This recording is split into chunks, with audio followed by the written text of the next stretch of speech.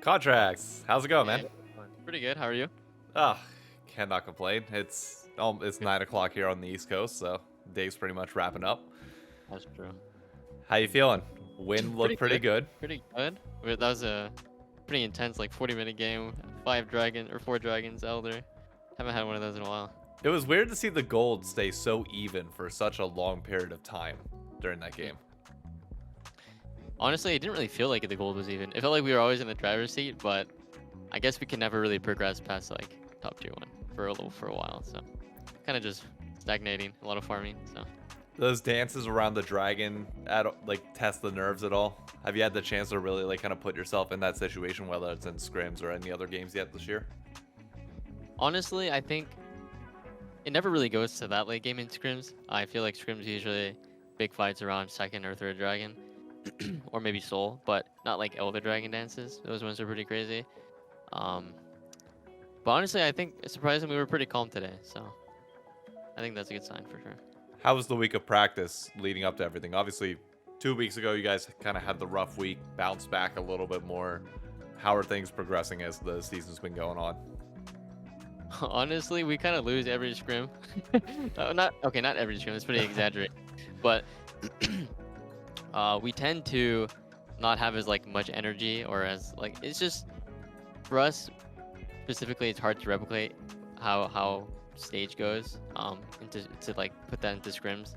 Um, I think we're definitely making good progress. We're still working on things throughout the week that we struggle with. So it's not like we're going to each game without a practice goals. We definitely still have like a mindset that and like a playstyle that we're playing into. But it's definitely been rough. Not gonna lie. But I think losing kind of shapes us. It tests the mental.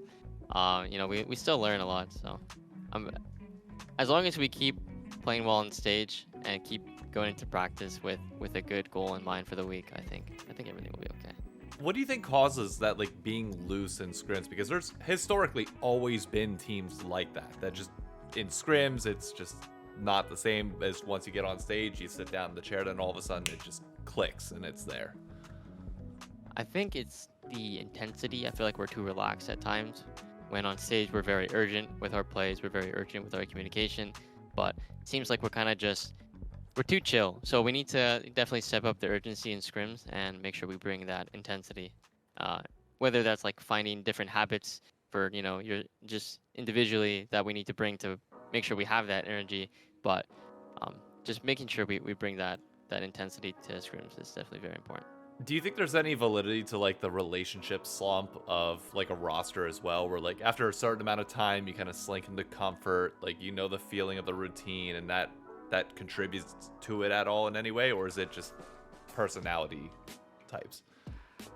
I think it's a bit of both. I feel like you can definitely get too comfortable with each other for sure. You can be accepting of like, oh, we fucked up like level 2 or level 3. We now we can like put in less energy for like the game, or like, one bad thing happens and it can kind of derail your energy. Maybe you're a little bit frustrated with how the game played out, but I think it's just you just kind of have to ask yourself as a pro player, is it worth it? Do you really want to put like no energy into the scrim? I mean, I'm also a culprit of doing this at times as well. So definitely just have to bring the energy for sure. I don't know if you got to catch the pregame segment that was like Ovely and Mark Z doing like the Boomer versus like Zoomer in regards to like the CLG TSM rivalry, and they basically said that most of the players don't really feel that rivalry anymore. Is there a team though in the LCS or like any players that like you do feel that rivalry? Like the second you step on stage, it's like, okay, I really just want to kick this person's ass. I wouldn't say there's like a specific team that I have like a rivalry for, but if I had to choose one team, it'd definitely be 100 Thieves. I feel like, I mean, I was on 100 Thieves for a year in 2020, and so we got some history between me and 100 Thieves. So I think just whenever I play versus them and I'm able to beat them, it just feels really good. For me personally. I mean, that's always good to hear, but as a 100 Thieves fan, it also kind of breaks my heart because I remember the time when you were on the roster and it was like everything was clicking. I really enjoyed my time on 100 Thieves. I think they're, you know, a great organization. I feel like Nate Shot, you know, I mean, he's very, very good people over there. Just the way the offseason played out was pretty unfortunate for me. So just some little bit of history. That's all. I mean, if there's one thing that you get to take credit for, you guys were the reason why Cloud9, I mean, well, maybe not the reason specifically, but you guys beat Cloud9 in summer when they were undefeated in the early parts of it, which then kicked off the snowball, which led to them just completely collapsing. Like, nobody was predicting you guys to win, and there was just this gut feeling whenever you rotated Poom into the roster, and somehow took them down, and life was all great for a little bit there. It was a weird period of time, but you were the reason why they ultimately failed. Yeah, I remember that when I got subbed in from Academy. I think the first week it was kind of rough. I think we went 0-2, but I think the next week we went 2-0, and I think I played Olaf versus C9, and I played Nearly versus FlyQuest. I remember I got Player of the Week that week, but it was during COVID, so I wasn't able to get my statue. I'm still mad about that. No statue. Please try, give me my statue. But wait, did they not do statues back then, or was it just like paused? It's because I started out the split in Academy, so I didn't do the 3D thing. It was also during COVID as well, so like everything was remote. The hell? So, we gotta get you the statue then. That's bull crap. My 2020 statue. 3 years later, I need it. That's a broadcast segment right there. Is like you did like the retribution, like especially if like the next time you play 100 Thieves too, like if you beat them, like bring it on stage and like give you the statue. Like just an extra slap in the face. Like that'd be great. I love that. Final question I got for you, because I know you got to head out for games tomorrow. You got a big one against or who are you guys against tomorrow? Is it Immortals? Never mind. It's against Immortals. I mean, we lost Brisbane last time. We can't underestimate anyone. Gotta always bring our A game.